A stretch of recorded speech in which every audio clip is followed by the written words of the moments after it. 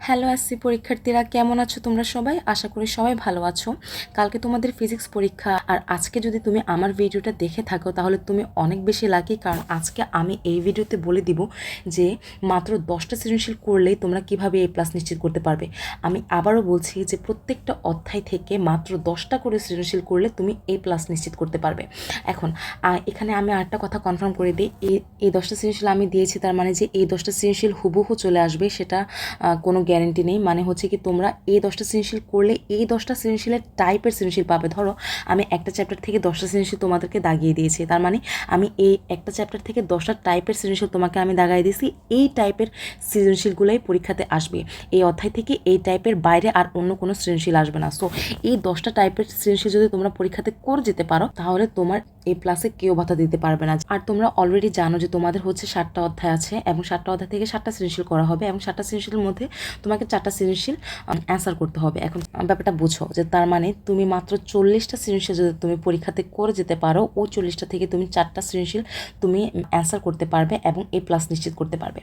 So প্রথমেই তোমাদের যে অধ্যায়টা আসছে সেটা হচ্ছে তোমাদের ভৌত রাশি ও পরিমাপ। এখানে তোমার যে বোর্ডগুলো করে যেতে হবে সেটা হচ্ছে দিনাজপুর বোর্ড, বরিশাল বোর্ড, দাখিল পরীক্ষা 22-23, তারপর Rajshahi board 24, Comilla board 24, Chattogram board 24। এখানে আমি মাত্র 7টা সৃজনশীল দিয়েছি। প্রথম অধ্যায় থেকে আমি মাত্র 7টা সৃজনশীল দিয়েছি, কারণ হচ্ছে প্রথম অধ্যায়টা তুলনামূলকভাবে ইজি, আর প্রথম অধ্যায়ে তোমার হচ্ছে টাইপও কম। মানে এই অধ্যায়ের মধ্যে টাইপ অনেক কম, ঘুরে ফিরে একই সৃজনশীলগুলো আসে। এই 7টা সৃজনশীল যদি তোমরা করে যাও, এই 7টা সৃজনশীলের মধ্যেই তোমাদের পরীক্ষাতে কমন পড়বে। তারপরে হচ্ছে তোমাদের যে অধ্যায়টা সেটা হচ্ছে গতি। এটা কিন্তু অনেক ইম্পর্টেন্ট অধ্যায়। এই অধ্যায়ের মধ্যে আছে, এই অধ্যায়ে যে সৃজনশীলগুলো তোমরা করে যাবে সেটা হচ্ছে দাখিল পরীক্ষা 25, দাখিল পরীক্ষা 24, Rajshahi board 25, Comilla board 25, Dhaka board 25, Jashore board 25, Chattogram board 25, Barishal board 25, Sylhet board 25, Mymensingh board 25। আচ্ছা, এই সৃজনশীলগুলো তোমরা গতি অধ্যায় থেকে করে যাবে, আর গতি অধ্যায় থেকে কিন্তু সৃজনশীল মাস্ট থাকবে। সো এই অধ্যায়টাও তোমরা ভালো করে প্রিপারেশন নিতে পারো। আচ্ছা, তারপর অধ্যায়টা হচ্ছে তোমার বলের মধ্যে তোমরা যে সৃজনশীলগুলো করবা সেটা হচ্ছে তোমার দাখিল পরীক্ষা 25, দাখিল পরীক্ষা 23, Dhaka board 25, Rajshahi board 25, Comilla board 25, Barishal board 25, Sylhet board 25, Comilla board 25, Chattogram board 24, Dinajpur board 24। এই মাত্র এই কয়েকটা সৃজনশীল করলে তোমাদের কমন পড়ে যাবে হচ্ছে বল অধ্যায় থেকে। এখানে আমি সৃজনশীল দিয়েছি 1টা 2টা 3টা 4টা 5টা 6টা 7টা 8টা 9টা 10টা। এখান থেকে আমি 10টা সৃজনশীল দিয়েছি, 10টা সৃজনশীল। আচ্ছা, তারপরে যে চ্যাপ্টারটা সেটা হচ্ছে কাজ, ক্ষমতা, শক্তি, মোস্ট ইম্পর্টেন্ট চ্যাপ্টার। এই অধ্যায় থেকেও একটা সৃজনশীল থাকবে। এটাতে হচ্ছে তোমাদের করতে হবে দাখিল পরীক্ষা 25, দাখিল পরীক্ষা 24, Dhaka board 25, Rajshahi board 25, Chattogram board 25, Barishal board 25, Mymensingh board 25, Rajshahi board 24, Jashore board 24, আর হচ্ছে কত, দিনাজপুর বোর্ড 25। মাত্র এই কয়েকটা সৃজনশীল করলে তোমরা এই অধ্যায় থেকে কমন পেয়ে যাবা। তার মানে এই কয়েকটা সৃজনশীল করলে এই টাইপের সৃজনশীল তোমরা পরীক্ষাতে কমন পেয়ে যাবে। তারপর যে অধ্যায়টা সেটা হচ্ছে তরঙ্গ ও শব্দ। এই অধ্যায়টা কিন্তু অনেক ইম্পর্টেন্ট। 7 অধ্যায়ের যে সৃজনশীলগুলো তোমরা করে যাবে সেটা হচ্ছে দাখিল পরীক্ষা 25, দাখিল পরীক্ষা 24, দাখিল পরীক্ষা 23, Dhaka board 25, Comilla board 25, Jashore board 25, Chattogram board 25, Dinajpur board 25, Comilla board 24, আর হচ্ছে কি ময়মনসিংহ বোর্ড 24। মাত্র এই 10টা সৃজনশীল করে গেলে তোমরা হচ্ছে এই অধ্যায় থেকে সৃজনশীল অ্যান্সার করতে পারবে। আর এই অধ্যায় থেকে কিন্তু এই সৃজনশীলগুলো, শুধুমাত্র এই সৃজনশীলগুলো করে চলে গেলে হবে না, এই সৃজনশীলের টাইপের সৃজনশীল তোমাদের পরীক্ষাতে আসবে। সো এই টাইপগুলো তোমরা ভালো করে দেখে নিবা।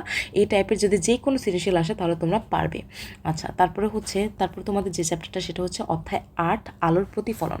এই অধ্যায়টা কিন্তু তুলনামূলকভাবে ইজি, তবে মানে ইজি বলতে কি, এটা অনেকের কাছে আবার কঠিনও লাগে। এটাতে মাত্র আমি অনেক পছন্দ করি এই অধ্যায়টা, কারণ এই অধ্যায়ের মধ্যে মাত্র 5টা টাইপের চিত্র শিখলে ওই চিত্র থেকেই তোমাদের কমন চলে আসে। আচ্ছা, তারপরে হচ্ছে এখানে কি আছে, এখানে কি পড়তে হবে, এখানে পড়তে হবে তোমার দাখিল পরীক্ষা 24, দাখিল পরীক্ষা 23, দাখিল পরীক্ষা 22, Dhaka board 25, Comilla board 25, Jashore board 25, Chattogram board 25, Mymensingh board 25, Dhaka board 24, Rajshahi board 23, Barishal board 24। এই কয়েকটি সৃজনশীল পড়লে তোমার তরঙ্গ ও আলোর প্রতিফলন চ্যাপ্টারটা থেকে তোমার কমন চলে আসবে। আচ্ছা, তারপরে হচ্ছে তোমাদের শেষ অধ্যায় আর অনেক ইম্পর্টেন্ট অধ্যায়, সেটা হচ্ছে স্থির বিদ্যুৎ। এই অধ্যায়টা কিন্তু তুলনামূলকভাবে সহজ।